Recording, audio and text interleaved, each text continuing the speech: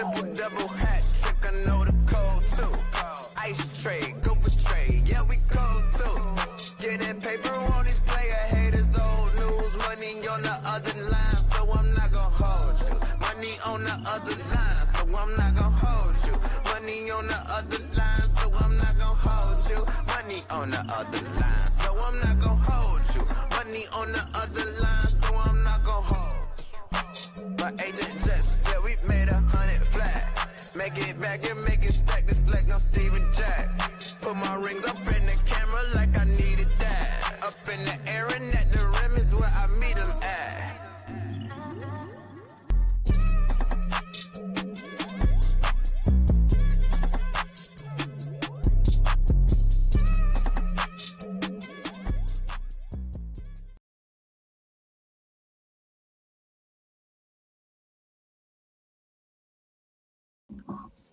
What is going on, gentlemen? Welcome back to another edition of I'm Not Gonna Hold You Live. And of course, it is your host, Scott Lewis. Got my co-host, JR Bang here, man. And you know to follow us on all social media platforms at Barberchair Scott and at JR Bang. Follow the Barber's Chair at Barber's Chair Co. Follow HB Media at HB Media TV on Twitter and at HB Media on Instagram. And while you're at it, subscribe to the Patreon, patreon.com/Barbershop Network. When you get everything first, the link is in the description box. And if you're lazy, you can scan the QR code. It'll take you right to it. And you can look at all three of the different tiers we have, man. And also, subscribe to my YouTube channel, Scott's World of Sports. The link is in the description box. Or you can scan the QR code here on the screen, man. We talk pretty much all sports over there, man. So I've noticed that the subscriptions have gone up lately. It's been a lot more interactions. So I appreciate y'all who have contributed to the growth of my new channel. So yeah, man, we got a nice show on deck for y'all today. A lot of stuff to talk about. But Bang, man, how you feeling? You were on mute, brother. Okay, I just want to make sure you didn't hit the mute button. Because last week I hit the mute button and you hit it and put me on. Yeah, I didn't do it this time. There we go. I just want to make sure. But no, we all good over here. It is Friday. This has been the longest 3 days ever. I can tell from your Instagram stories. Fam, this has been the longest 3 days. But the weekend is here. It's draft time. I got some gummies after the show for me to go ahead and get relaxed. Happy birthday to my big cousin Vincent. He turns 45 today. You know what I'm saying? So technically Vincent starts off birthday season because then next Friday the wife turns 40. And then Kent from the port, he turns 45 too. I turn 44. Let me get this out the way right now. Orlando, you could kiss my ass about talking about these ages and stuff. But man, birthdays is here, man. So we feeling good. Big shout out. Happy birthday to your cousin. In your 40s as a black man. That is an accomplishment. So definitely shout out to him. Breaking news coming in to I'm Not Gonna Hold You. Not nothing big, but it's from the ops. ESPN's Adam Schefter reports that Green Bay wide receiver Jaden Reed and the Packers have now agreed to a 3-year contract extension worth $50.25 million in new money, including $20 million guaranteed. Yeah. All right. Don't really care, but wanted to get the breaking news out there. I'm feeling good, man. The weekend is here. I enjoyed this week of the NBA playoffs after a boring opening weekend. I think the games are starting to get a little spice into it, a little intrigue. There's a triple header tonight. You got the Sixers and the Celtics in Philly game 3. It's a 1-1 series. You got the Lakers taking a 2-0 lead, like I called, heading to Houston tonight. And then, of course, we've got the Spurs and the Blazers tied at 1 tonight. Do not know if Wemby will be playing. I'm guessing he's not because it looked like he'll be in concussion protocol. But I'm not too sure. We haven't gotten any news, so stay tuned for that. We'll also recap last night. Some interesting game 3s. The Hawks taking a 2-1 lead over the Knicks. and the Wolves completely just whooping the Nuggets' ass and taking a 2-1 lead in that series. So we'll talk about that. Of course, we'll also talk about the Chicago Bears drafting Dillion Thieneman.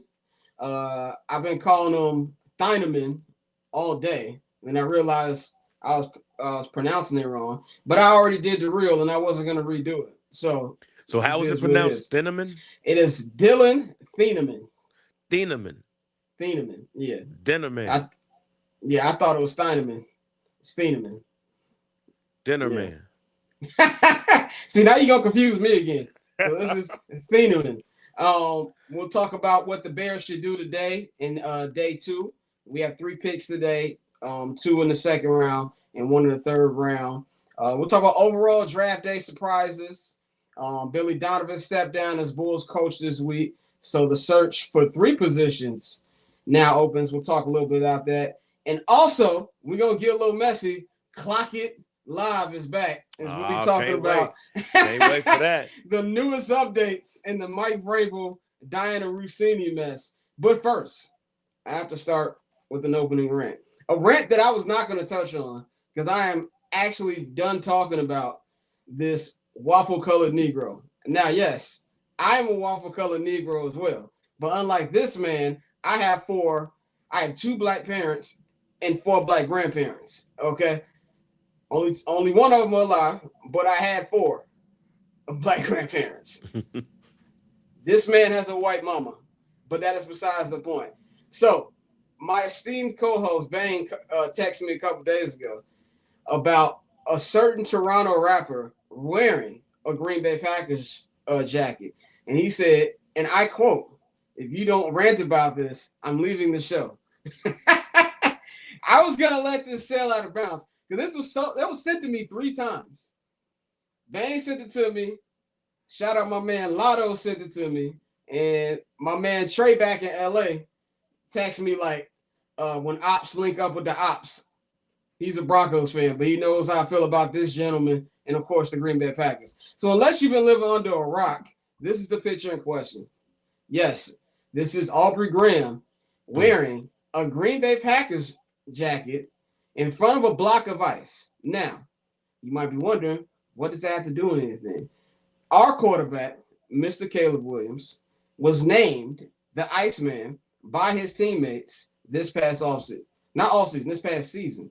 In fact, Kevin Byard had an interview, I guess, with Patriots.com or something like that, and he explained why they called him the Iceman, because he's ice cold in the fourth quarter in the games.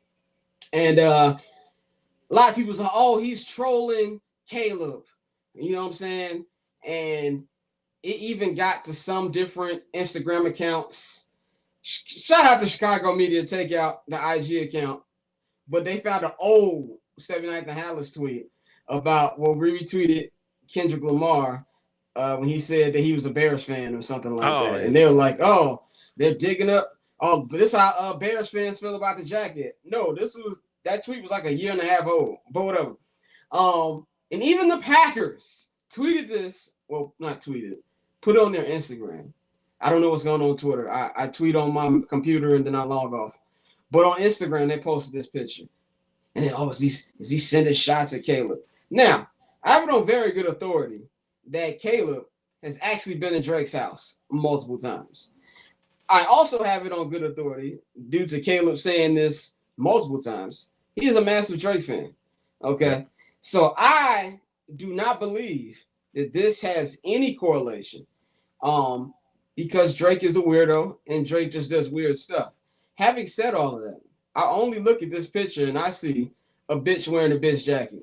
That's all I see when I look at this picture right here, is a bitch in a bitch jacket.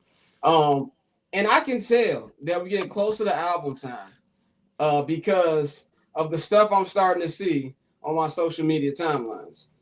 And I thank God that I am not an active Twitter participant anymore, because God knows what it looks like on there. I am personally tired of this narrative that Drake has been done wrong the last 2 years. I hate it. It gets on my nerves. He is not the first person to lose a rap beef, okay? He lost a rap beef. And honestly, him losing the rap beef is not the issue here. I do not have high dislike for this man because he lost a rap beef. I don't care. My favorite rapper has lost a rap beef. Jay-Z. I'm not that big of a Jay-Z stan to tell you that he didn't lose the Nas. Now, I personally think that all his disses were better than either, but the public decide who's the winner. And the public say that Nas won, and the word ether became a part of American culture. So you put two and two together, he lost. Unless you're an actual member of the Graham family or on the Graham payroll, you know that Kendrick Lamar won that beef. In fact, even if you are a member of the Graham family or on the Graham payroll, you know that Kendrick won the beef. You just can't say it. So enough with this. Let him put out his album. You know, he put out his records, whatever. I don't care. I will not be listening to it. Okay. Y'all do what y'all want to do. But what I'm also not looking forward to is a bunch of people born in the 80s, like myself, who about to go on this tirade to anybody who might not like this album, or y'all don't be outside. Brother, you were 2 years away from 40. Or you already 40. This is not, the outside thing ain't for you. You probably need to be home. But that's a Summer Sessions episode. So I just wanted to get that out there. Enough of this.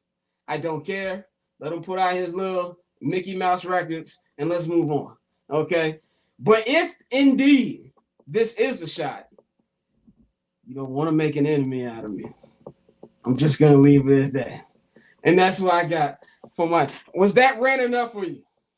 It was enough for me, Scott. Thank you. I appreciate this time here. I'm going to disagree with you, but it's a caveat.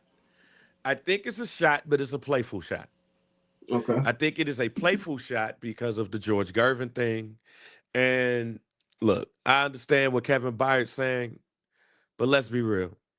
As you said, they both waffle-colored Negroes is what you called them. Call it. They're both waffle-colored Negroes. But Caleb has 2 black parents. I know, but they kind of have a resemblance because almost a lot of them kind of look alike. You know what I'm saying? It's a little bit of he is a Drake fan. Yes, Drake said that he was coming out with an album called Iceman. He was doing Iceman things. You can't. In fact, majority of the locker room are massive Drake fans. Right. If you haven't seen my interview with former Bear, Eliminates the Kids, he looked at me like I was strange when I said I don't listen to this man. Yeah. So go check that out if you haven't watched it. So you can't tell me that that nickname does not have anything to do with Drake. But Drake could playfully poke at a fan by wearing the Green Bay Packer jacket because there's literally no reason for him to wear a Green Bay Packer jacket. He could say that I'm wearing that Green Bay Packer jacket for Lil Wayne. It is still no reason at all for him to wear a Green Bay Packer jacket. He could have wore a Toronto Maple Leafs or a Toronto Argonauts to match with the blue. He didn't. Ice is blue, and he went with green and gold. Yes, it is a dig, but it is a playful dig because I do believe that the two do know each other. They're aware of each other. They're cool. He been through the house, all of that stuff. I just think it's a playful dig and not anything meant on purpose to diss that. I mean, maybe. I wouldn't put nothing past him. But I will say this. Playful. Playful. I mean, I guess. I just really don't like that guy. I think that's the moral of the story. Like, remember when 50 Cent was like on Beef 3? I really don't like that guy when he was talking about Ja Rule. I just don't like him. I just don't. Okay, I'm sorry. That's just where he is with that. But anyway, let's move on to something I want to talk about before we get into the main rundown of today. And I want to talk about how wrestling is kind of being covered. So I did not watch WrestleMania this week, last weekend. Well, I'm glad. Be glad you didn't watch WrestleMania Night 1. Shouts out to Cameron with the hashtag of the year so far. Saturday WrestleMania niggas. That is Night 2 though, that Sunday. That's the one to watch. Yeah, I didn't see any of it. I was busy trying to recover from my soccer team, ruining my weekend for the 4th time in 5 weeks. But what I noticed now, I was a diehard wrestling fan. From I want to say 1998 to 2004. Now I stopped watching in 2004 because of peer pressure. I'm just gonna be real with y'all. I was 15 years old, and it was like, oh, we got. How can I put this? Bitches don't like wrestling at the time. Now it's cool. Oh, they did. They just didn't tell you. Yeah, when it was looked at as being a lame to watch wrestling, I was like, I ain't watching I wrestling. have learned that shorties was out here watching it. They just didn't tell you because if they would have went to the school talking about some, oh man, did you see Stone Did you see Cold? the TLC Stone Cold match? Thunder? Did you see it? They would have got talked about. And so we were all suffering from peer pressure. So I stopped watching. But what I noticed was in my time of watching, I used to have many debates with my older cousins about and older family members. Oh, wrestling's fake. It's not a real sport. It didn't get covered on Sports Center. In fact, a lot of other sports outside of the ones who you might see at a SmackDown. Like I remember you'll turn on SmackDown and you might see a Nomar Garcia Parra, King Griffey Jr. Like you'll have different athletes who pulled up, but it's definitely not to the effect that it is right now. I feel like wrestling was kind of looked at as the ugly stepchild. Like it was very popular. Like it's popular, and this might be a hot take. And Ben, you can correct me when I'm done with my rant. Yeah. But numbers wise, it's more popular right now. I still don't know if it reached the heights culture wise that it did in the Attitude Yeah, you're Monday right. Night Wars era. We're in a boom era again Yeah, when it comes to wrestling, but nothing is going to. This is not the numbers wise because you have more ways to watch it. Yes, right. but the golden era, which is the Hulk Hogan era, and the Stone Cold era, are still culturally the Yeah, two the two best the two best eras of yeah. wrestling. And so now with the ESPN deal, and even before the ESPN deal, the WWE is covered like a real sport. And I never liked then and even now when people say, "Oh, it's fake." The only thing fake about it is there's a predetermined winner. Yeah. If you actually watch, it's an art to what they do. You know what I'm saying? They're not faking injuries. When these people tear hamstrings or tear ACLs. In fact, I didn't know what an ACL was till Triple H tore his in 2001. I learned a lot about injuries from watching wrestling. Um, and now that I know about recovery, he actually came back pretty quickly compared to an average ACL. But uh, what I've noticed is it's more accepted now, and it's bigger. It gets treated on the same level of a Super Bowl, of a Final Four, things like that. Like you'll Okay. see a lot. You'll see everybody in hip hop culture, movies, TV. Everybody go to these events, even if they don't even really watch. It's just a cultural thing now. So my question to you is, how did it like? Where did the shift come? Is it because the internet, where like nerd culture became more popular? Like I would say, even with comic books and stuff, I think the rise of the MCU made it more popular. People would be like, "Oh yeah, I used to read comic books when I was," which we all did, but it wasn't a thing at the time when you'd be like, "Oh yeah, I watch comic books." People like, make your lame ass at it. Like it's different now, is what I'm saying. I think maybe the internet made it bigger. You know what? Shouts out to Kaz. I think this might be a better question for him. Um, because he's been there, he's been in the building. But what I will say is, Shout out friend of the yeah, program, Cass. shout out to friend of the program. Like what I would say is what we're doing right here, specifically what we're doing right here. I believe that is more eyes on the sport because there's more avenues and ways to talk about the sport. You have the pandemic going into the pandemic. Um, Wrestling had to take a back seat in some ways for the fan perspective and stuff. But when you look at sports, like during the pandemic, all you kind of had, all you kind of had was that. Like all you had was wrestling. All you had to look at is that. Hold on, let me be a dad real quick. Go tell your mom. Um, All right, back to being a show co-host. You had wrestling, and that was really it at some point. So coming out of the pandemic, you have Roman Reigns becoming who he was, Seth Rollins, Drew McIntyre, all of those things. So I think the pandemic inadvertently helped wrestling because that was the only thing that was on. Vince McMahon was like, "Yo, we gonna have Raw every Monday, Jack. I don't know what y'all talking about over here." That's one.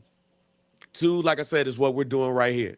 We're being able to have the conversation about it, and with more eyes and more people to talk about it, it's gets out into the atmosphere.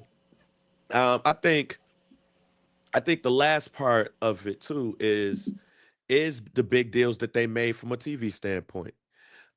Even before all of these deals with Netflix and stuff, having that big $1 billion deal with Fox helped too, because then you also had a studio show that was coming on Fox or SmackDown for a minute too. Now with them going to Netflix, it makes it seem bigger, and then you got SmackDown is excuse me still on Fox. That helps. You got AEW and having that on television too. That helps a lot. So I think it's just multiple ways of seeing the product that is helping it out, and some of these big deals. Now, I know there was some controversy though. I know. Well, Lil Mac, if you want to have that conversation, make sure you tune into the First Black Champ Subscribe podcast. to First Black Champ on the Subscribe to the Barbershop Barbershop Network. Network, home of the First Black Champ Link podcast. is in the description box. Exactly. So we can have that conversation there. But what I will say is this: um, I think it's time for wrestling to have its own studio show, like a real studio show. At this point, the WWE is ESPN. Like they're the main draw, but when you look at wrestling, WWE, then you look at wrestling. And I think right now it is about time to have a wrestling studio show. Just like you have a Get Up, just like you have a First Take, and these other shows, just like you have a Partner in Eruption, there needs to be a wrestling studio show. Hosted by whoever Joe Tessitore is your host, and you can have a running sea of guests like a Kaz, like wrestlers. You got Busted Open Radio that is now Pro Wrestling Network, and Busted Open is one of the shows. And you got Mark Henry and Bubba Ray and Natalia and Nick Nemeth all talking about the sport with people like Jonathan Hood, like our big homie, and others. So I think media wise, the next step is to have a wrestling studio show where you're having conversations about the sport of wrestling, not just WWE. I think the WWE is now bigger than ever, but now with AW and TNA and MLW and AAA and C Mill and all of those things and New Japan Pro Wrestling, I think it's about time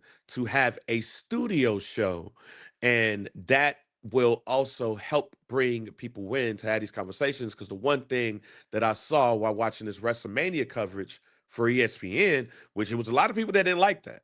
There was a lot of people that was like, "Yo, why are we watching this wall-to-wall coverage of wrestling?" Because WrestleMania is the biggest weekend of wrestling, as you said, it's the Super Bowl of wrestling. But with all of that being said, what I felt like the next step is instead of just bombarding Sports Center and all of these other shows, there needs to be a studio show devoted around wrestling, around the sports entertainment. That joint could go in place of that joint could go in place of what's that? Around the Horn. That joint could come on before Partner Interruption. They put it at night on the weekend, but there needs to be a studio show now. Uh, just answer this one quick question, then we'll move on. Shout out to Lil Max. He said he subscribed. He said, "Do you think the actual product is Yes, bigger though?" yes. The actual product is bigger than it was. Things grow, things get bigger, things grow. Technically it is bigger than it has been. More money is coming into wrestling than ever before. People are paying those premium prices. You're seeing it in more avenues. It is not just about the WWE, it is about wrestling in general. We have now Raw, SmackDown, NXT, AEW with 2 shows, all on TV. You could damn near watch wrestling every day of the week. TNA also on A&E or AME, excuse me. And then you have places like MLW who are doing great shows. GCW and the independents are doing shows. Technically, it is bigger. The difference, however, is culturally. I think as a whole, the Attitude Era and the Hulk Hogan era, excuse me, are bigger than the era it is now. Culturally, financially, it is not. And if you watch the Hulk Hogan documentary, you'll see what I'm talking about. Culturally, it's not, but financially, it is. Very good point, man. Let's move on to our actual rundown for the day, man. Before we get into the sports, well, this is sports, this sports adjacent. We're gonna talk some mess again today on the show. We gonna what the women do, clock it TV. It's more mess. and, the Dianna Russini, Mike Vrabel saga. So the draft was yesterday, and after a couple weeks, Dianna Russini stepping down from the Athletic, even though her contract was set to end at the end of June.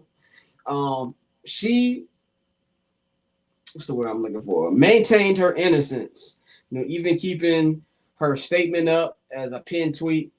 And then more pictures came out yesterday. Like, it was like new pictures coming out every hour. I even saw a tweet that got sent to the group chat that said, man, this is like the Riddler releasing a new picture every hour up until the draft. And it showed pictures of them from 6 years ago. So this is a real affair. Like, this ain't no, we just been messing around the last couple months. No, this goes back to COVID days. Pictures of them in a dive bar in Manhattan. I am nobody, and I wouldn't cheat in a dive bar in Manhattan. Like, you asking to get found out.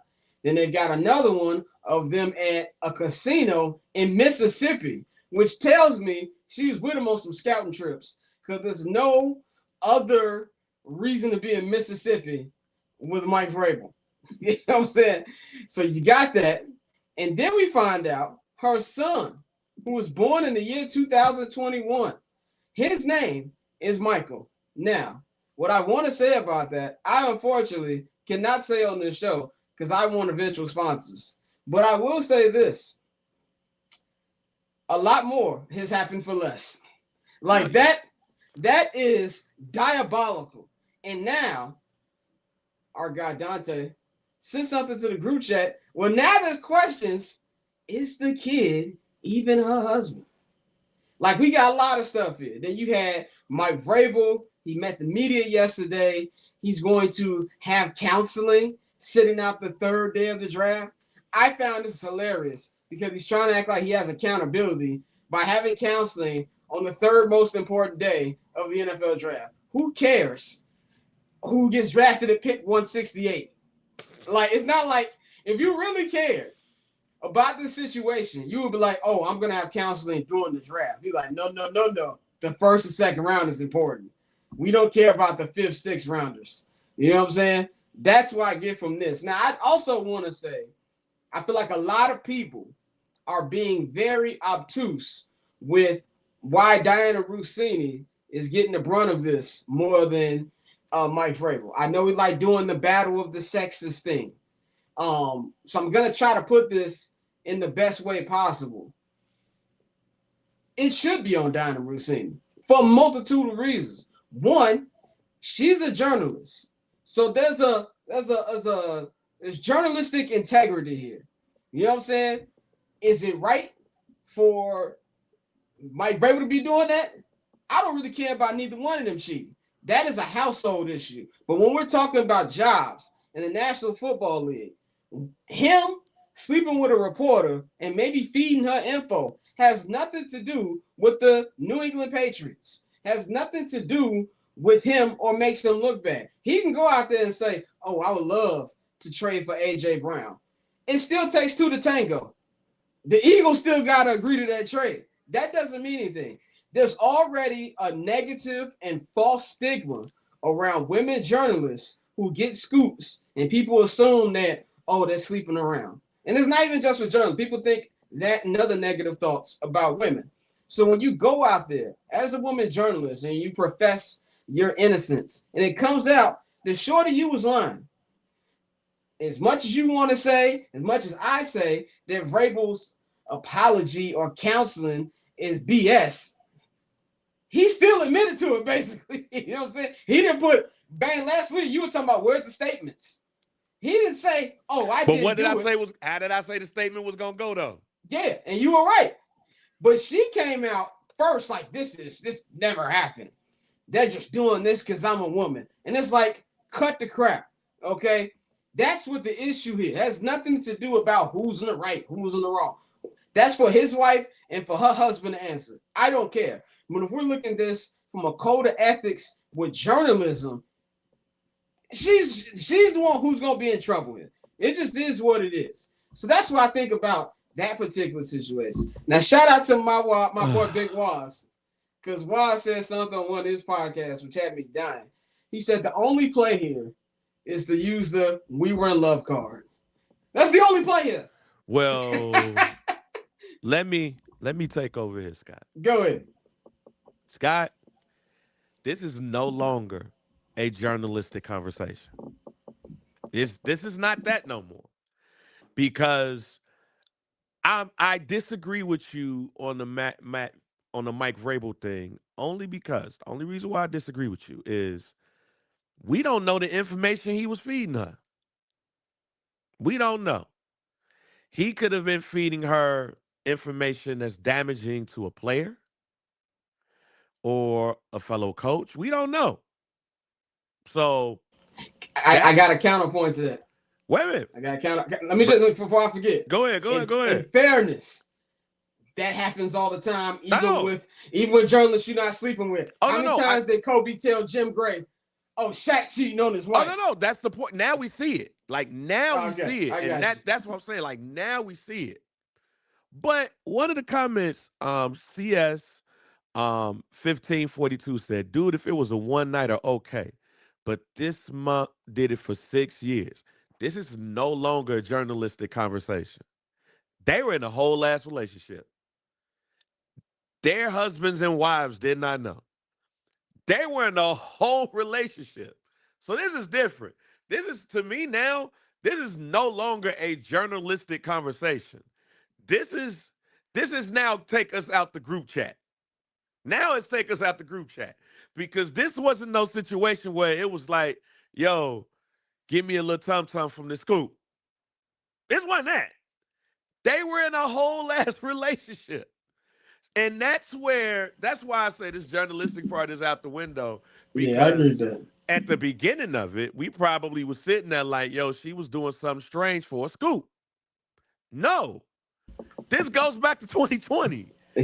This wasn't doing nothing strange for no scoop. And don't let what the internet is saying about the boy, saying about the kid, don't let that be true. That, first of all, that's nasty in itself. Diabolical. I don't want to have a conversation about somebody fathering the kid. Don't know if it's a kid, whatever. But that joint that Dante sent in the group chat said, "Hey, I wonder where they were together around the time this was, if they was around the times." And she was there. She was around him around the time the kid was conceived. Ladies and gentlemen, this is no longer a journalistic integrity conversation.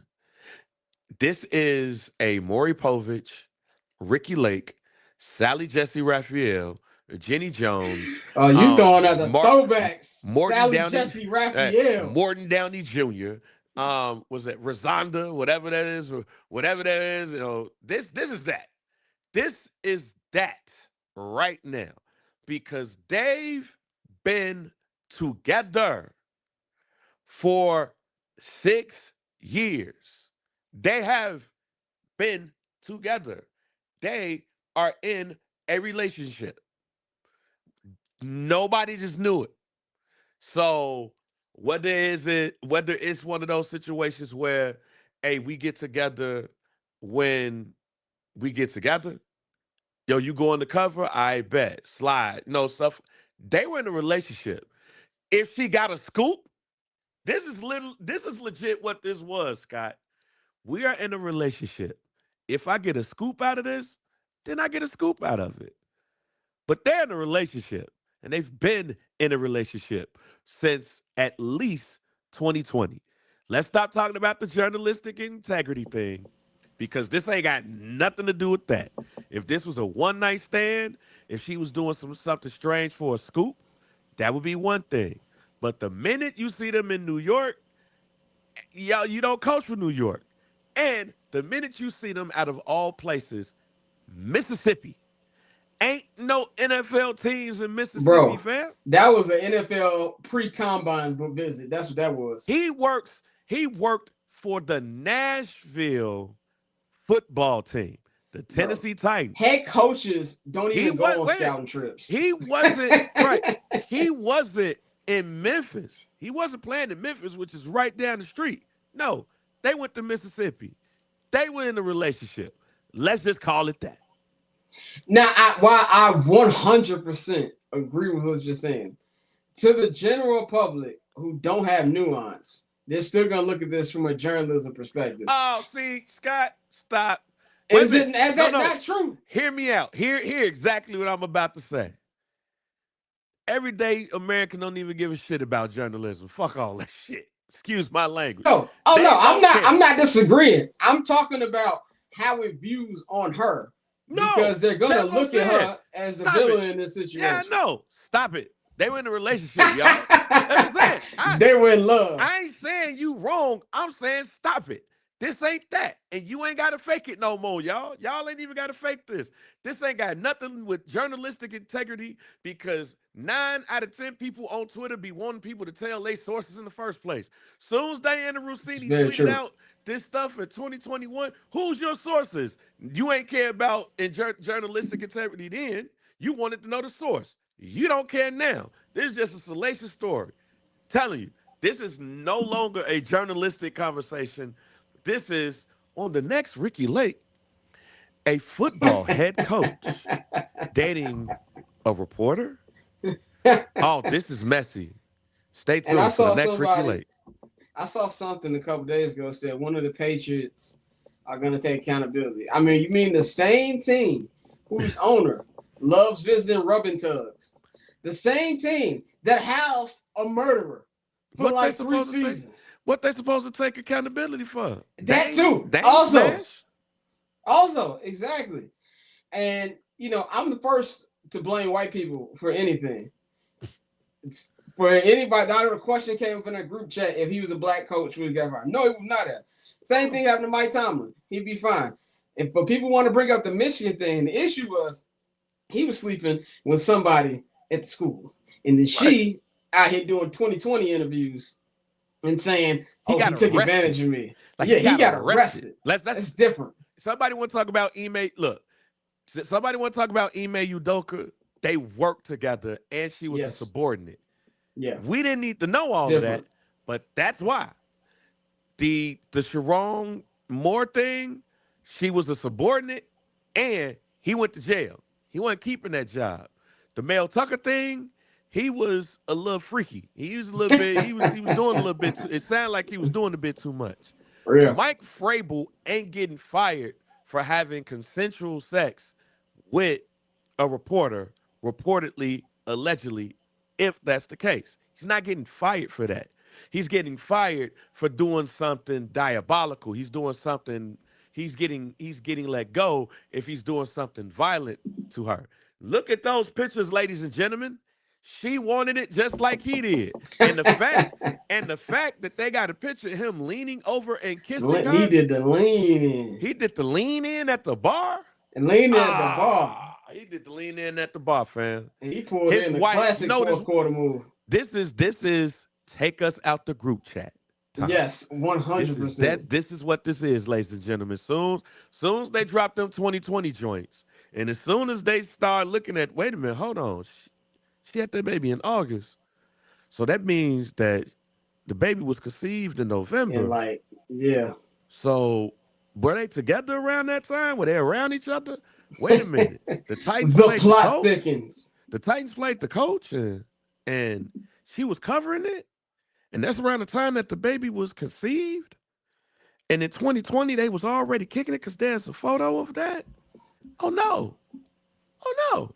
That means take us out the group chat, fam. The That's what that lean in. is. Everybody know the lean in. I've used the lean in multiple times. That's the closing move right there. Yeah. This is take us out the group chat time. Cause now you can't now again, it's now I can say what I said last week too though. Now it's really nasty when sports shows are having conversations about this. Now it's officially nasty because again, they were in a whole relationship. Mike Vrabel, and here's the thing.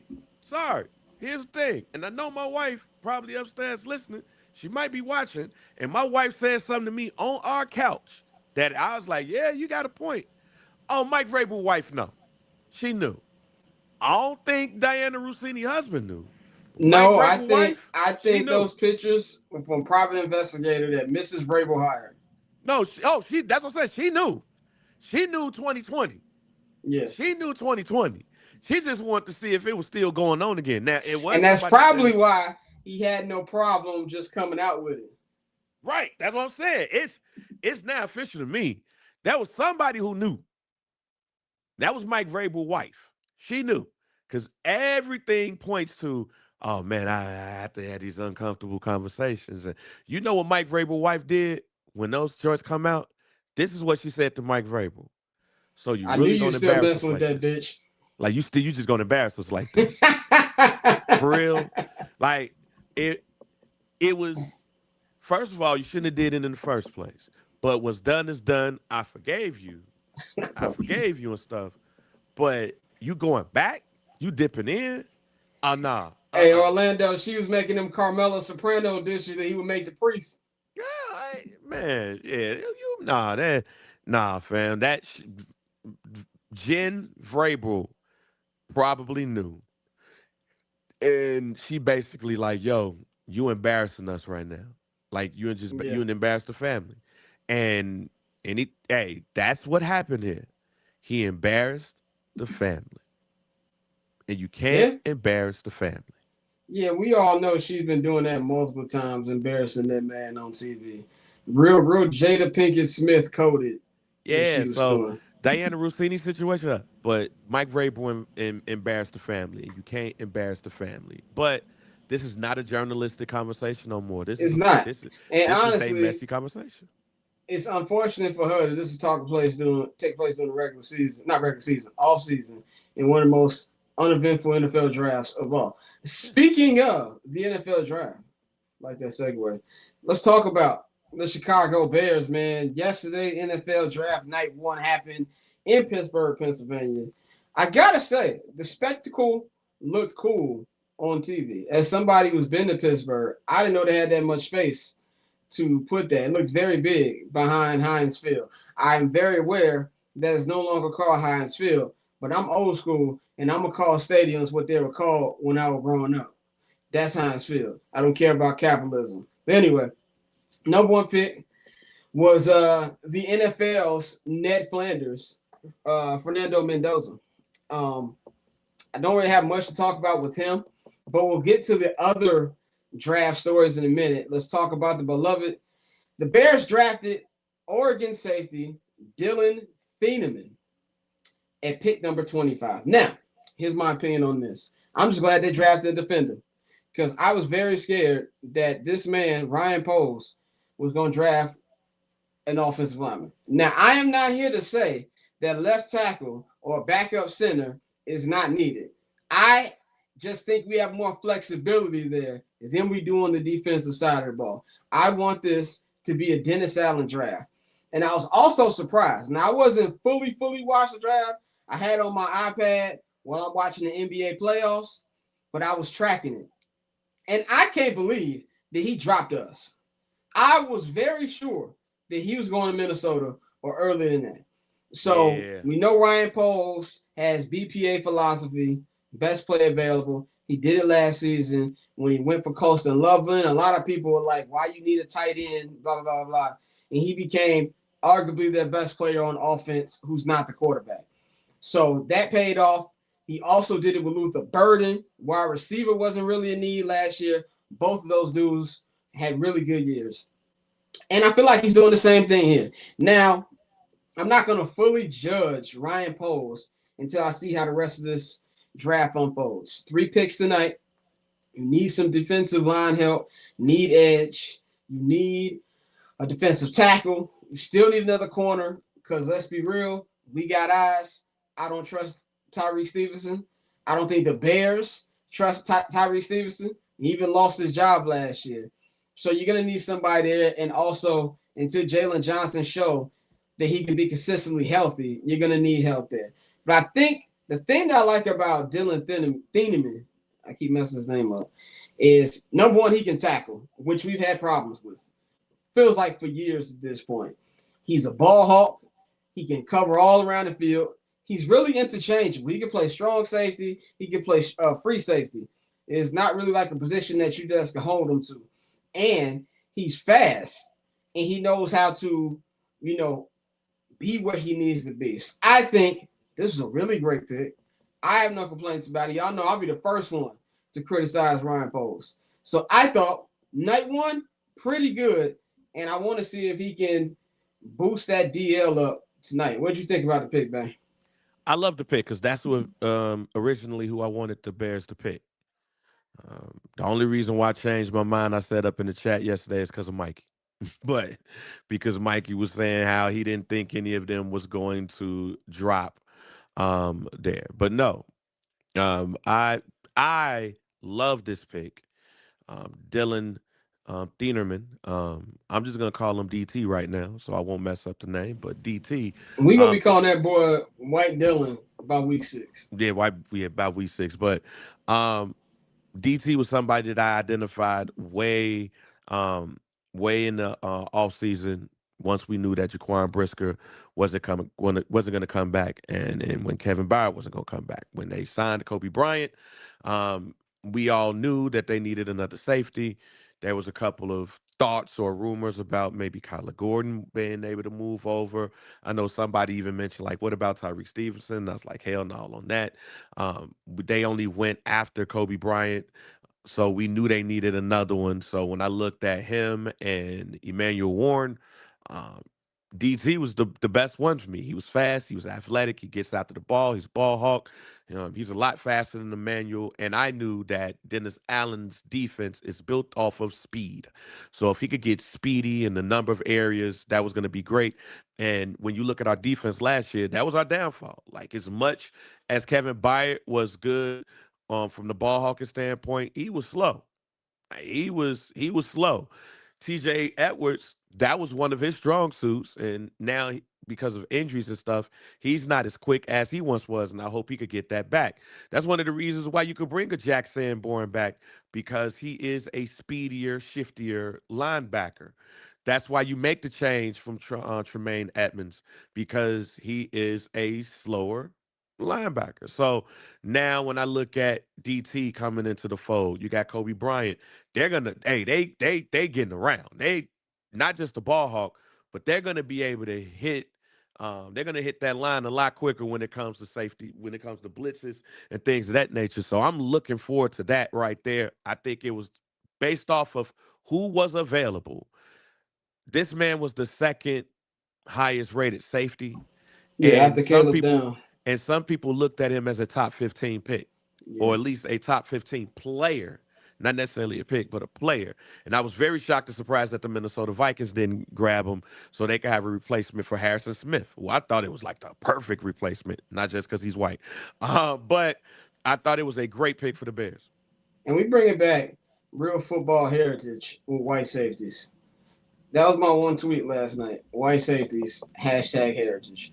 Um, but yeah, speed is the number one thing, man. I think Emmanuel Acho, TJ, who's your mama? I'm gonna continue to call him that just because that commercial 20 years ago. And Chase Daniel. when you're playing up against teams like the Minnesota Vikings and Detroit Lions, who like to spread wide, you need your safeties and your corners and your linebackers to have some speed. So I liked it. Nice first pick. What do you want to see from day two today? Bears got 3 picks. Now we got to go defensive line. We got to touch on that defensive line. I don't want them to trade their 2 second round picks to move up to get somebody unless it's somebody that they really really want. If they really feel that strongly about Young, go ahead and grab him. But I do think somebody like Zion Young or TJ Parker, who is somebody that I love in this draft, I think one of those players are going to fall to them at 57. So at 57, I would love for them to go defense, defensive line, also linebacker. I forgot my man. I can't remember my man name is right there. Jacob Rodriguez from Texas Tech. I hope that that's somebody that could possibly fall to them at that 57 or 60 pick. But I won't play around with 57. It has to be a edge rusher. Um, and they got to come out here with another wide receiver too. I think they got to come out of here with another wide receiver. So I think in the third round they could look at the wide receiver spot. But 57 to 60, they need to continue to go defense and build around what Dennis Allen likes. Yeah, I want 2 defensive linemen and I want a corner. The question marks we have with Tyreek Stevenson, Kyler in and out of the lineup, Jalen in and out of the lineup. We don't know what we have in Zah Frazier. Try to build that up as much as possible, but I need defensive linemen. That's what I need today. Like I'm with you. If you need to trade up, because one of them is one of your guys, do what you need to do. That's what I want to see, and then we'll see how the rest of the draft goes, man. Overall draft day surprises. Now there wasn't too many surprises, but there's 2 things that surprised me. One, my boy Carnell Tate, Chicago's on from the Ohio State.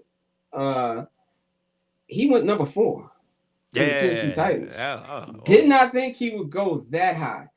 I think that is a real good get for the Titans, given Cam Ward, a receiver. I really like that. And then the other surprise for me, Ty Simpson going to the Rams. Now, I don't know if you saw the video of Sean McVay. Did not look happy, At all. which is surprising to me because when they got sent to the group chat, I was like, I like that. Not that I'm a big fan of Ty Simpson or anything like that.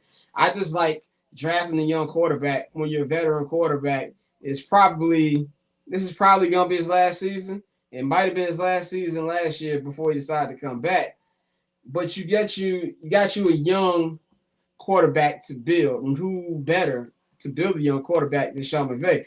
But looking at that post draft interview, did not look like the Rams brass ran this past their coach because he did not look happy whatsoever. Bang, what's your thoughts on these, and was there any other surprises to you?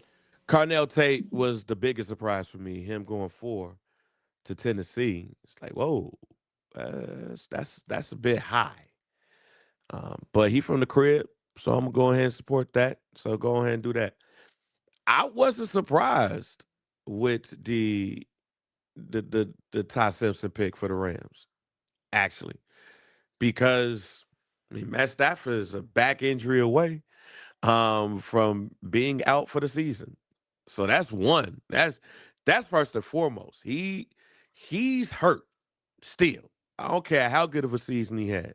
That could be like Dennis Quaid on any given Sunday. That situation right there. But the other thing to me, and maybe I'm looking at this differently. Maybe I am. But the Rams ain't got no first round pick at wide receiver. They got Devontae Adams, who was not a first round pick. You got Puka Nakua, who I think that was a fifth round pick. That ain't the problem. That ain't the problem. You don't need another wide receiver. Tight end, you might could use the tight end, but after Keon Sadiq went, there's not a first round talent for the tight end position. Their offensive line is pretty decent. Their defensive line is great. Their defensive back, they maybe could have got a linebacker. Okay, whatever. Basically, what I'm saying is there's not a rookie that they could have got at 13 that I think would have put them over the hump for a Super Bowl.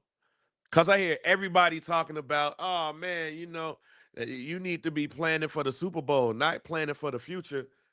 I don't think it's a person on that team that's not on that team that's in that draft that would be the final piece for a Super Bowl. I think that the LA Rams right now, as constructed, is a potential Super Bowl contender. You didn't need to go pick Makai Lemon to pair him with Devontae Adams and with Puka Nakua. You're good in that area. You didn't need to go draft defensively. I think this was an opportunity for them to go get a quarterback and put him with Matt Stafford. Matt Stafford's probably gonna be here for another 2 to 3 anyway. So let him groom and grow because y'all say he ain't got a lot of reps.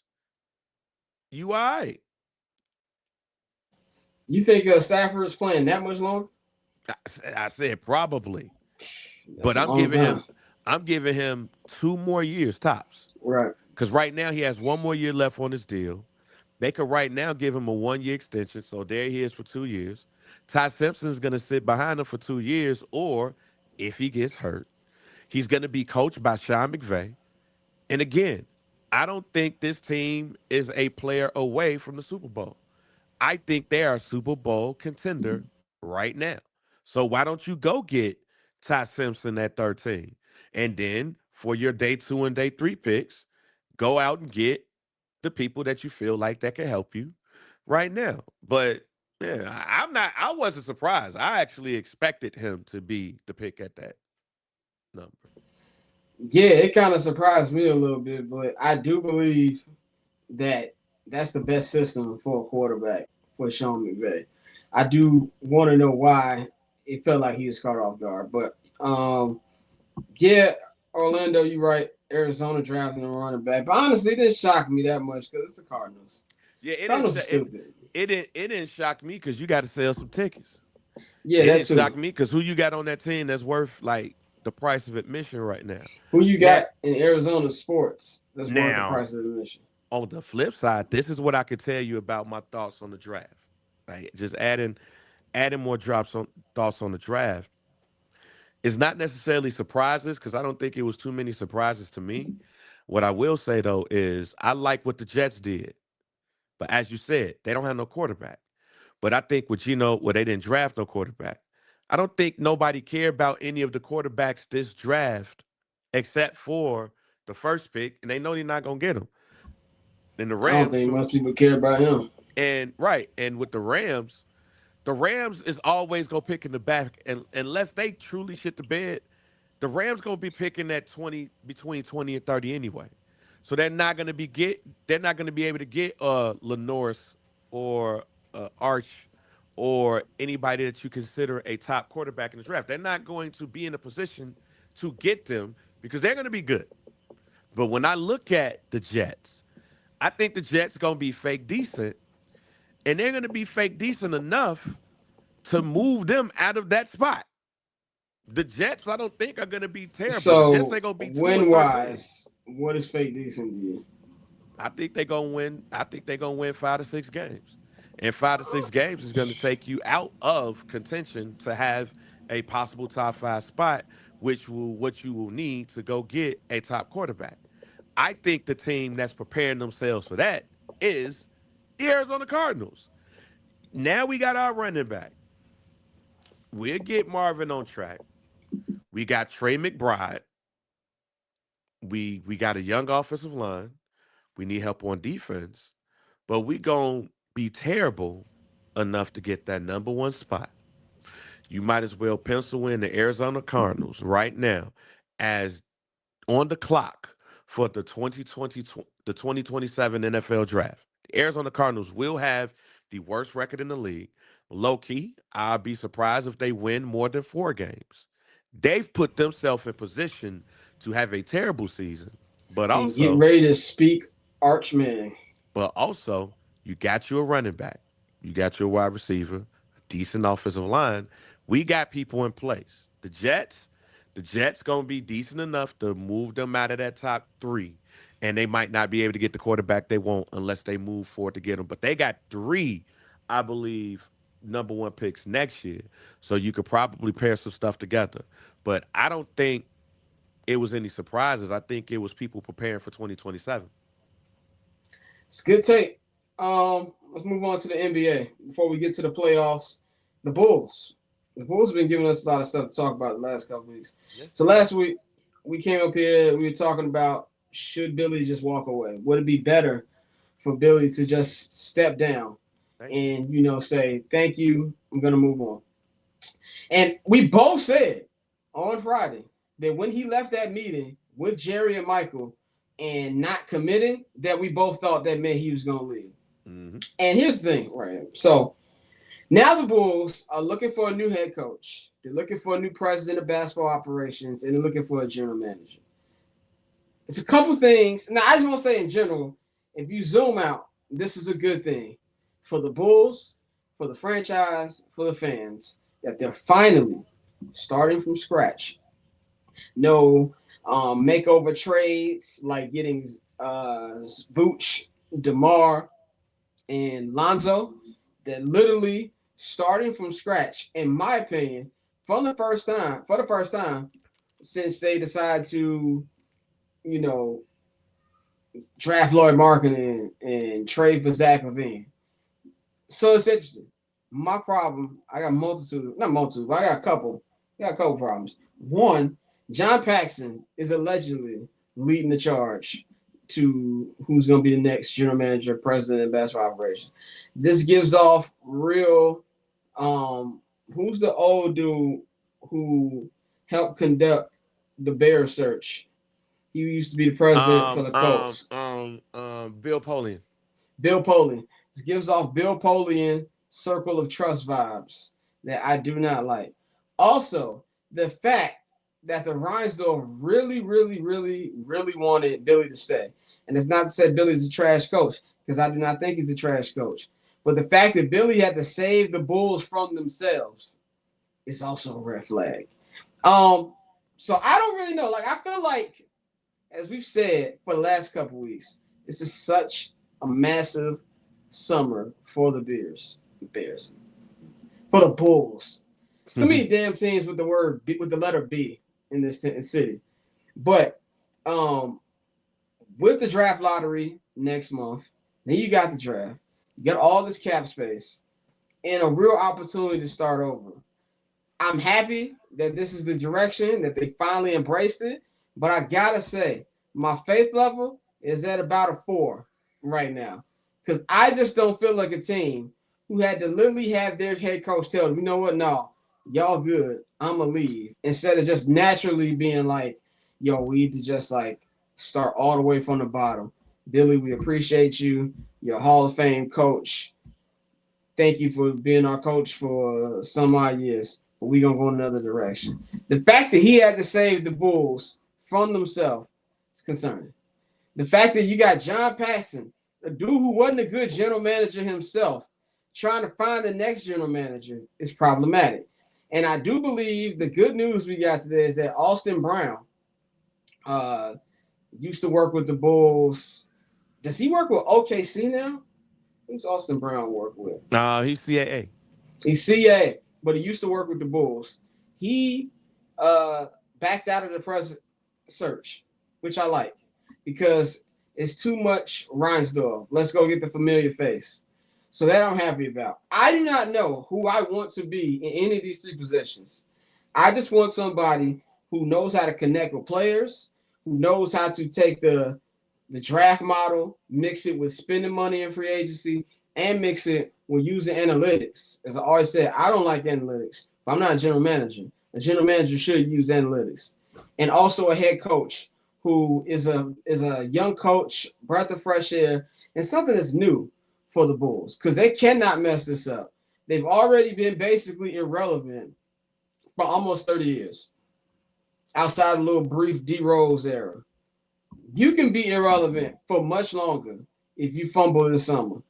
That's my take. I don't have much faith. What's your faith level and everything you got that's happened this week? Ah, man. I guess I could say I have no faith. I don't. I'll mention this again. In my opinion, this is the most important offseason in Chicago Bulls history. Now you have national media saying that the Bulls are irrelevant and have been irrelevant. I even saw a conversation I that, did find it funny that Sham said it is still a very coveted job around the yeah, league. and I'm gonna get to that in a second. Um, it's very interesting that national media is now saying what I've been saying, which is that the Bulls is an irrelevant organization. I even saw somebody say that the Bulls might be the most irrelevant big market team. I would agree with that. I think the Jets are more relevant than the Bulls right now. And that is the only big market team that I would even think about putting ahead of the Chicago Bulls. But they are more Trick relevant question for you: than that. What's who's up? more relevant, Chicago Bulls or the Chicago White Sox? I already told you. I think the Chicago White Sox is more relevant. Look at them right now. Like they're at they're fun because they're hitting home runs. That's true. Like just over the fact they have a young, exciting Murakami, roster. They got Murakami, Folsom Colston. Montgomery. I think they said they both hit 4 home runs in a row Yeah, this together. week. Yeah, Like that, they are way more and they got the relevant. #1 draft pick coming this summer. Yeah. So the Bulls, no. Now, yes, they are an attractive organization. They are an attractive organization just off of the strength that they are in the third biggest media market. And you can go up in there and you can see 6 trophies. But I'm going to say what I said a couple of weeks ago again. You take those 6 trophies away, what do you have? You have a shit organization. Yeah, you don't even have the Orlando Magic. Right. You don't even have that. So no, this is an attractive job because also you come up in there and you change the Bulls around, like you eating for free for life One everywhere. hundred percent. You can you can write a golden ticket if you take them to the Eastern Conference Championship in 4 years. They have 60 million in cap room, 2 first round picks, Matas, Josh Giddey. You got 2 key young pieces right there. You have some potential role players around. But as I had told you weeks ago, I'll bring it back up. I'll even ask questions like you asked me. What attractive free agent, knowing how hard it is to leave a team now, who's a free agent out here in the next couple of years that will say, you know what? I I'm gonna want to come take to a risk, Chicago. and it's got to be the right free agent too. It's got to be a free agent who's young enough to be there for a while. Like as much as I love watching Giannis play, there's absolutely no reason for the Bulls to try to play in the Giannis waters this offseason. You'll be SOL like you was with Ben Wallace once he got One older, hundred. real quick. Oh, that's a throwback right there. I remember the Ben Wallace signing. What they give him like 80 mil Yeah, they gave him a lot of money for him to be terrible for him to be after a bad. season and a half because he got old. So yeah, like who's a free Anthony Edwards? Is he gonna be like, yo, I got to get out of this small market mill Minnesota team to go to Chicago I'm gonna be with the real. big I love Ant. He does not need to play in this city. right? Can now here's a thought. Here's a thought. It feels like Minnesota. Excuse me. It feels like Memphis is going to have to give up the ass for somebody to take Ja Morant. To get John Moran out. You're gonna have to give Ja and something to a team to could there be a world where you take Ja out of Memphis, bring him to Chicago, he get that spark back.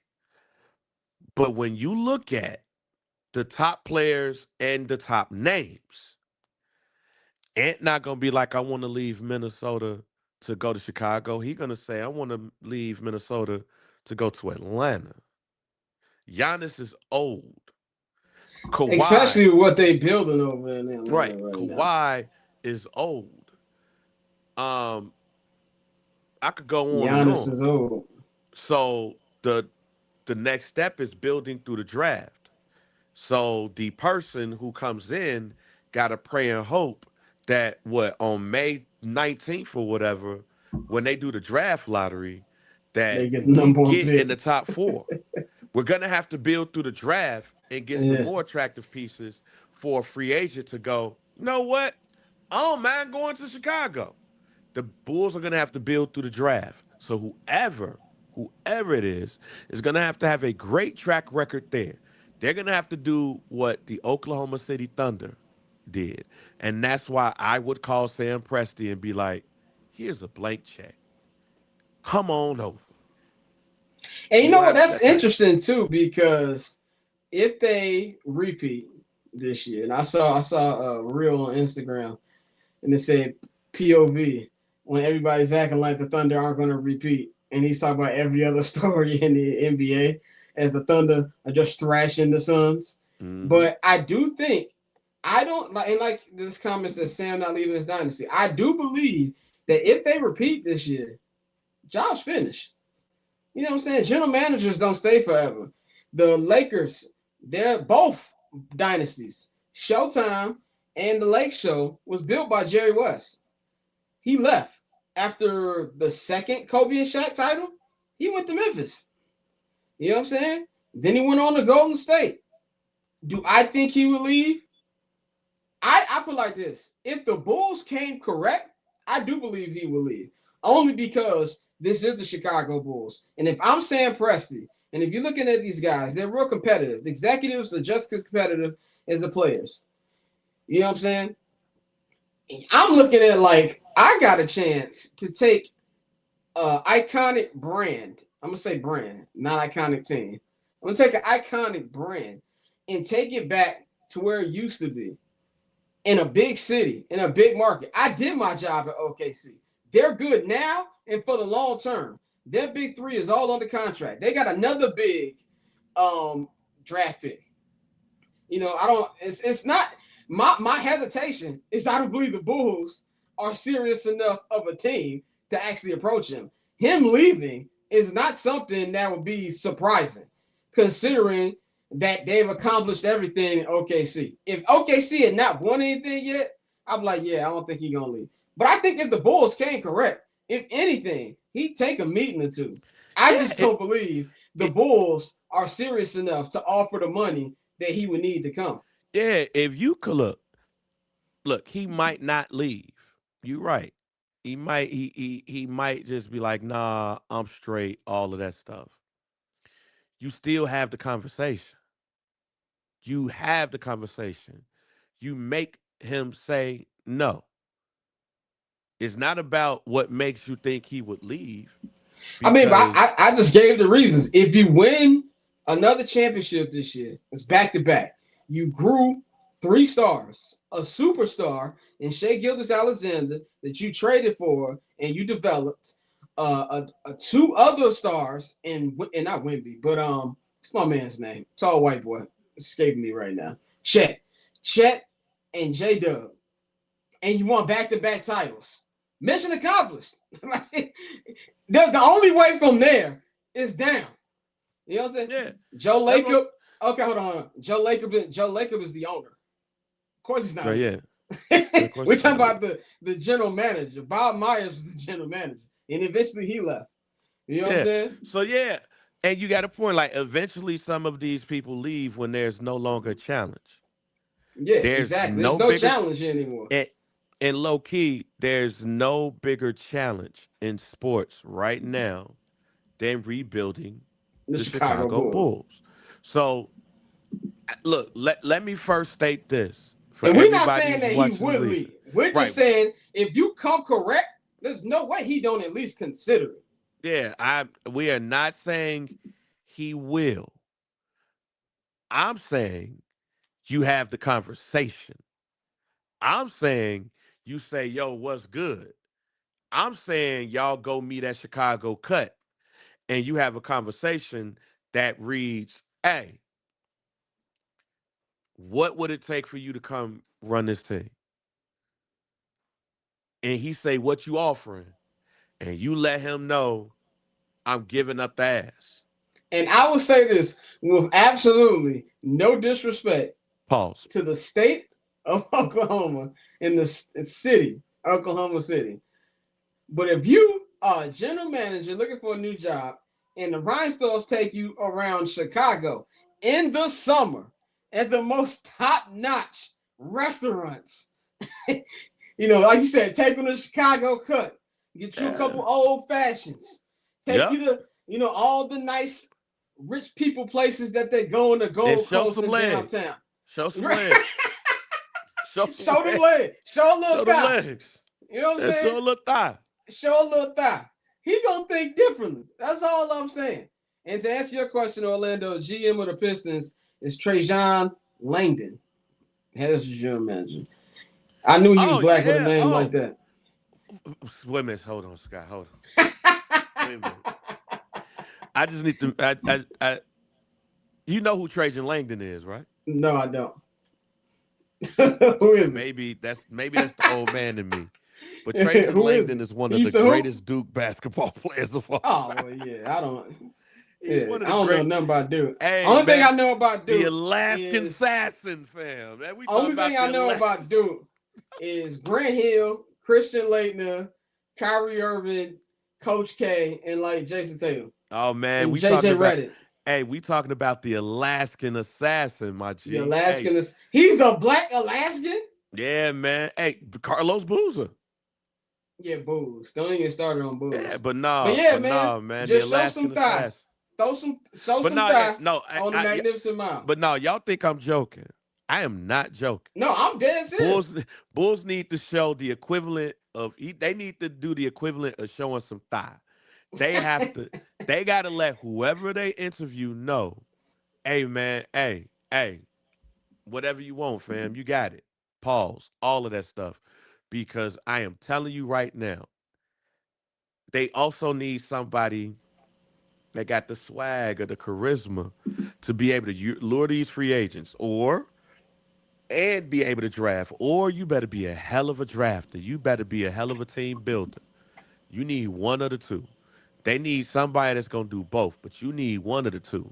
And right now, I ain't seen nobody that is somebody that got the swag and the charisma to lure people to the Chicago Bulls. Yeah. However, some of the people that they named are some team builders. Just that this is the most important offseason, fam. Yeah, I agree. Forgive my dog barking in the background. Man, hey, forgive my kids for asking me for juice and shit. But see, you can tell a kid to be quiet. No, you right. Good luck telling a barking dog. He don't look at you like you crazy. But I'm with you, man. I'm with you. Bulls need to come correct. I know everybody, even we go back to days of Kevin Garnett wanting to play with the Bulls, or T-Mac, there's always been the cloud. When they used to talk about the cloud, the Michael Jordan cloud. These kids don't give a shit about the Michael Jordan cloud. You know what I'm saying? That's not their age. So just come correct, man. So we'll see. We're going to spend the last 20 minutes talking about some NBA playoffs. Now, of course, like I said, big triple header tonight. Celtics Sixers tied at 1. That game 3 is in Philly.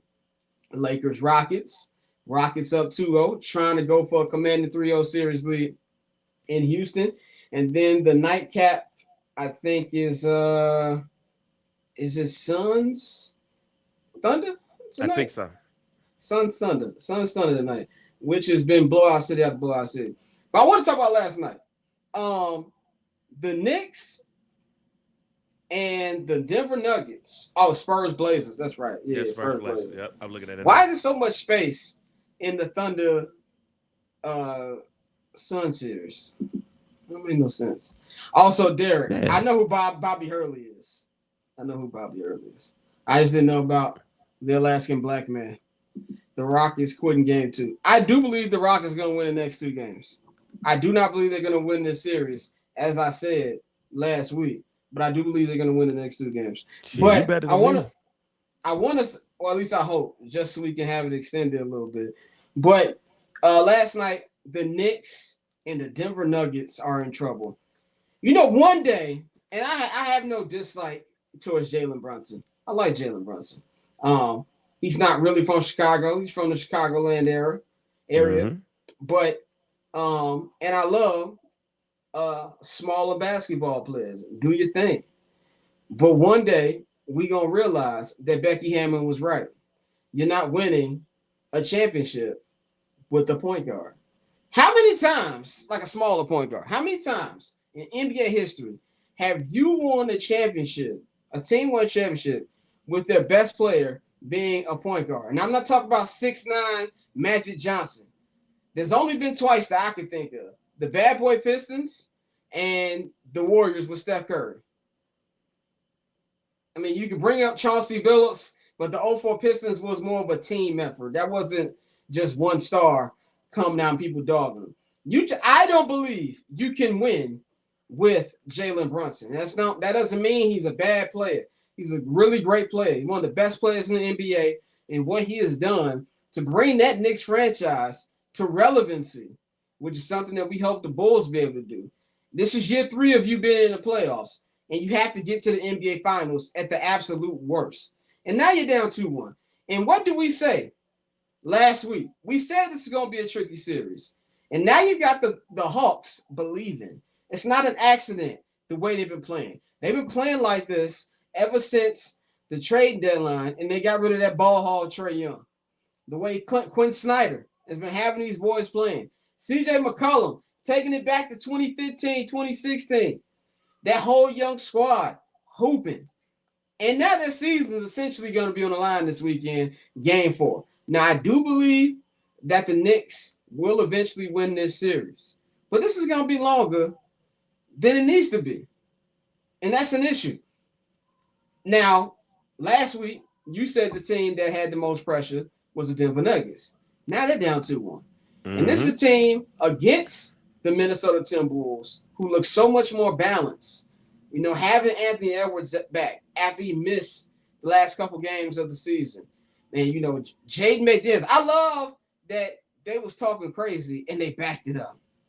Ayo Dosunmu, 21 points off the bench. This year's post game, he sounded like he got out of prison. Everybody who leaves the Bulls is just happier, unless they go into Sacramento, like DeMar and Zach did. But for the most part, they're happier. They just look well organized. Now, I am not going to dump on the Nuggets and say they're done. Long as they've got, in my opinion, the best player in basketball, Nikola Jokic, I think they'll find a way to get back in the series. Now, Aaron Gordon being hurt is an issue, and that might continue to be an issue. But in your opinion, man, we talked about who had the most pressure. I said Knicks last week. You said Nuggets. Which one of these down 2-1 teams are in the most trouble moving forward? I think it's the Nuggets. I put them as the team with the most pressure on them. And not only does it feel like they're not living up to the pressure, I don't want to say they look like they quit, because I feel like the Rockets didn't quit. But the Denver Nuggets look like they overmatched. They getting their ass kicked. How Jaden McDaniels talk all that shit and then come out and just is extra aggressive. And bust their ass. He bust their ass. And then we're saying, yeah, they got KD, but we got Jaden McDaniels. That's not so funny anymore. It's not. Matter of fact, not only is it not funny, it's a noun. Yeah. Like, we got Jaden McDaniels is a verb, excuse me. Jaden McDaniels at this point is a verb. We got that Jason McDaniels. You know what I'm saying? It's an action word at this point. Yeah, they're the most disappointing, but then again, also when you look at the Minnesota Timberwolves, like, it was one point, I didn't watch the full game. I caught some stuff while I was doing my other joint. It was over at halftime. But I was like, yo, they extra aggressive tonight. The Minnesota Timberwolves are playing like they the best team in the gym, and they lost against this Rudy-ass team. So they was like, yo, when the dunks sound louder and there's more authorities. Yeah, like anybody that's hooped at the gym know. Like that one time that you play the best team, the team that's stacked, and you actually win. So you put them off the court. When they Yeah. get back on the court, now all of a sudden they playing extra hard. They playing defense. They playing extra hard. They out here tapping the floor. Come on, you can't get a pass off. You can't even get a bounce pass off. You can't get nothing off. You can't get a shot off, and you lost 11-1. Well, we That's got what that breaking is. news. You What's might be happening? right. The Rockets are done because Kevin Durant has been ruled out tonight with a left ankle sprain. First it was knee, and now it's ankle. So yeah, Hey, pack them up. Jabari Smith said, "Yo, we need KD to be KD." KD said, "I bet my ankle hurt. I bet my ankle hurt, fam. Hey, we not winning this series, fam. Hey, I forgot when they was talking about the group, the burner account, Yeah, and burn account. y'all go look for them burner accounts, cause that last game it made me feel like KD was like, man, I'm straight. I'm straight. We ain't beating LeBron now. I'm straight. Yeah, this is over with. You won, Scott. Last week when we had this conversation, you talked about how the Lakers was gonna beat Houston. I'm like, nah, that ain't gonna happen. Yeah, the Houston Rockets quit on themselves. And you know the worst part about this? I like Ime Udoka as a coach. Believe me, I I do. do. I wish that the Bulls would have chose him instead of Billy He's the Donovan. reason that Neil Long is a Cougar now. I don't know if you saw Yes. her Playboy Oh, interview. you goddamn right. That's been a topic for work. Trying to get my SEO search up. I signed the NDA. Yeah.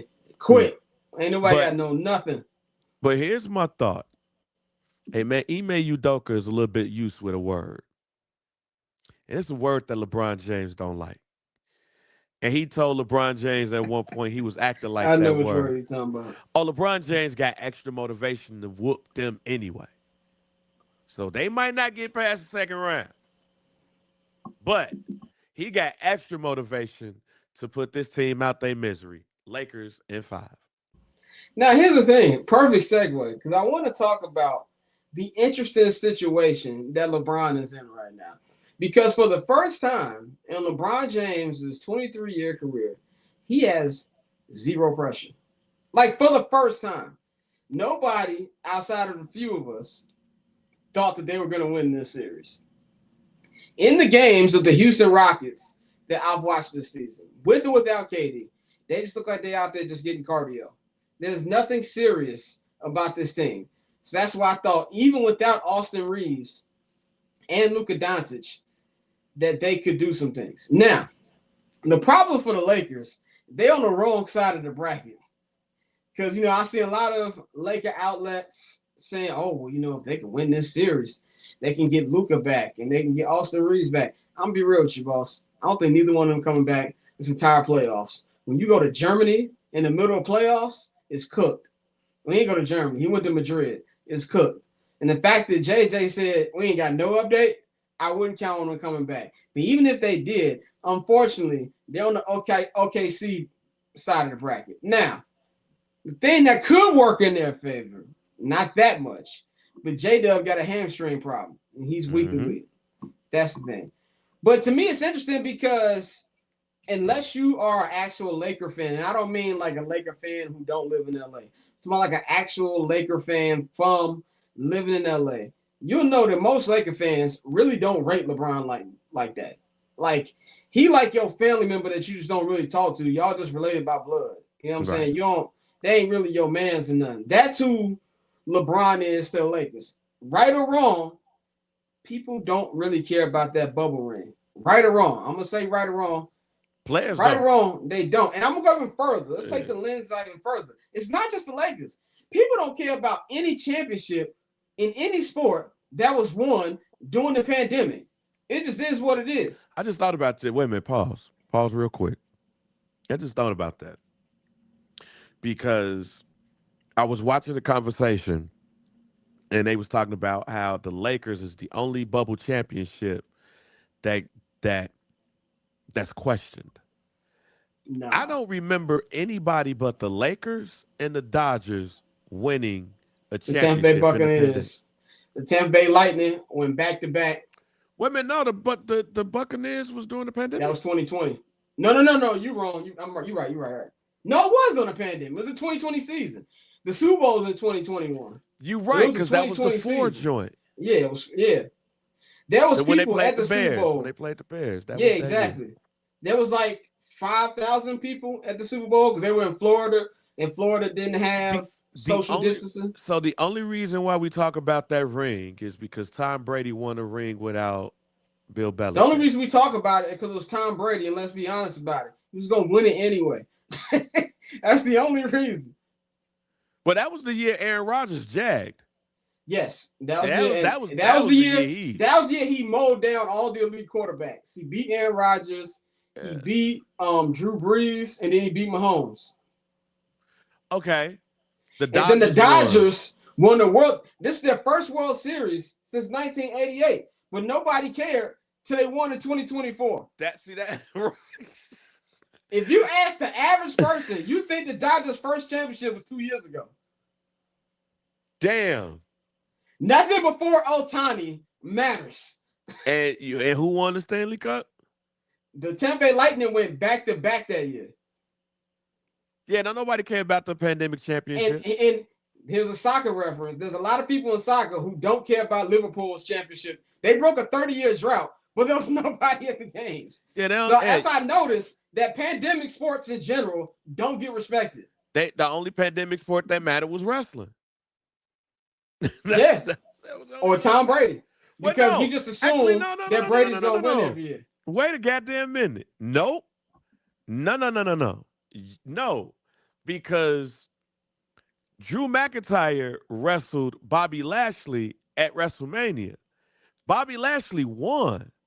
We don't talk about Bobby Lashley being the first black man to defend the world title at WrestleMania and winning. Yeah. Because nobody was there. They had the people's faces in the crowd. I remember them Raw episodes. No. Well, that WrestleMania had like 5,000 people. Like it had people in attendance. That was there was 5,000 to 10,000 people at the Super Bowl in 2021. But wait a minute, hold on, wait a minute. Nope. Well, okay, that Super Bowl. Well, no, that WrestleMania was the first WrestleMania, really the first sporting event out when we was getting out. But the WrestleMania that we don't talk about is the one that was during the pandemic, and that's when Braun Strowman beat Goldberg for the World Championship. Oh, that was literally like a month after quarantine started. And we don't talk about that at all. We just really talk about The Undertaker and AJ Styles and like the TV put together match. But yeah, we don't talk about Braun Strowman versus Goldberg. Yeah. And we don't talk about Drew McIntyre beating Brock Lesnar and beating the Big Show for some strange reason. They did that shit right after that. And that was a 2-night WrestleMania. So yeah, you're right. No respect for COVID sports. And that's what my point is here. LeBron has a chance here. Playing with house money for the first time in his career. This is going to sound controversial, but I believe it's true. If he can somehow find his way to the conference finals, even though I don't think they have a snowball's chance in hell against the Oklahoma City Thunder, with or without Luka. But if they found a way, that would finally make him a Laker, in my opinion. And I think in a lot of Laker fans' opinions, because don't nobody really care about that 2020 title. No. In fact, if you look at all of the LA teams that have won in the last decade, they're the only team to not have a parade. That is nuts. In fact, remember when LeBron was campaigning for them to do a joint parade with the Rams, the Dodgers, and the Lakers? Nasty work. But my point is, LeBron, you got a chance to be finally put into Laker lore because you're playing with house money. If they lose, let's just say the Rockets found a way and came back to win this series, or if they go to the next round and get smashed by the Thunder, nobody's going to care because they had these injuries. But if he can just take one more rabbit and pull out of the LeBron James bag of things you said I can't do, and I'm going to do it anyway, and even find a way to a conference final, then I believe the Laker fans will honor him. I truly do. That's what I want to say about that, man. That's but we'll wrap this up. triple header getting ready to start about 15 minutes. I'm just gonna say this about a couple of these games tonight. Um, I picked the Celtics to win the NBA championship last week on my playoff preview with Pappy. Um, I saw last in game 2 why they lost to the Knicks again. When their three pointers are on, they're damn near unstoppable. But when they miss, and because the volume of 3-point shots that they take, you can beat them. And that's what we saw in Philly. And that's why it's the danger for the Celtics, because they're very streaky. And if they don't win the title, that's going to be their downfall, because it's a reoccurring problem that they can't really fix, because the amount of 3-pointers that they shoot is just part of their game plan. So they're not just going to change that. So that's why I got with that one. I don't have much to say about this Spurs Blazers series, but I will say that if Wemby misses, and we still haven't gotten any news, at least I haven't read anything yet about whether he's playing or not. If he don't play, this could be a little longer series, because the Blazers don't quit.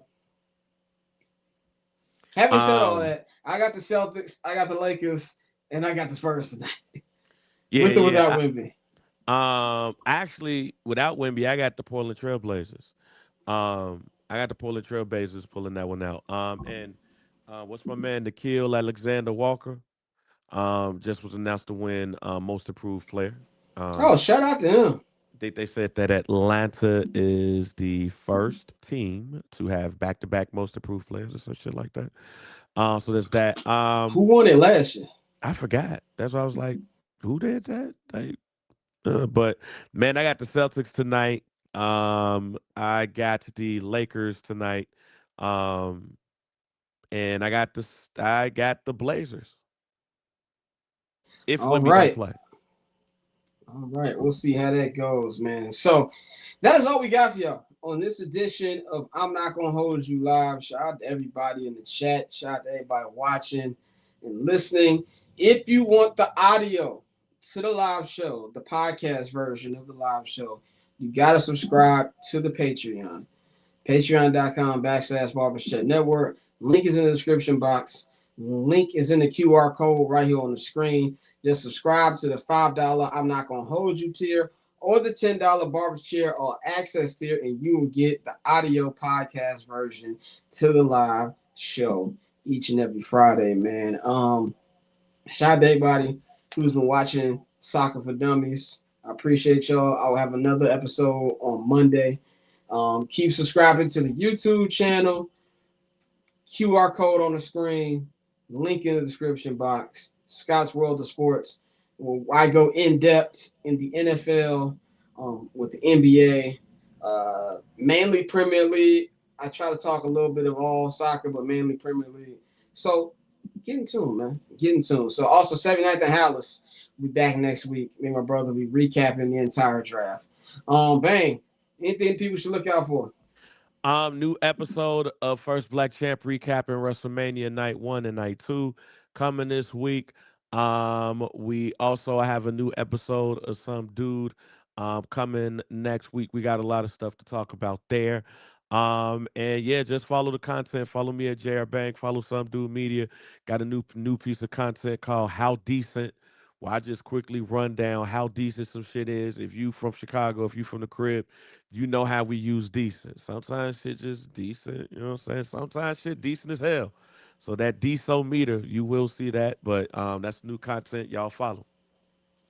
Definitely, man. Y'all enjoy y'all sports weekend. Enjoy y'all weekend in general. We will be back next Friday. I post things on my YouTube channel basically every day. So please subscribe. We gonna holler at y'all, man. We up out of here.